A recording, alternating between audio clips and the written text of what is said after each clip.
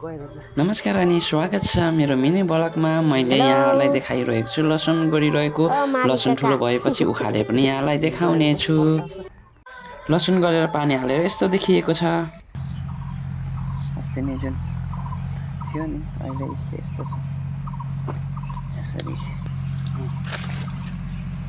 मुढामा बसी बसी उखालिरहेको छु। अलिकति समस्या भएर यतिकै घरमा बस्नु अल्छी लागेको छ। के गर्नु, त्यही भएर यसरी लसुन उखाल्दैछु। झारहरू पनि गोरेर पनि निकै झारहरू आएछ।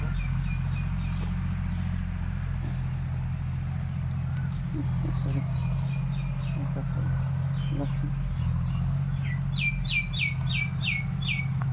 यसरी उखालेको छु। यति भयो, यहाँ पनि छ है। यस्तो भयो लसुन। ठुलो त छैन, बोट चाहिँ राम्रो सप्रियो पनि, तर ठुलो चाहिँ भएन, खान योग्य छैन।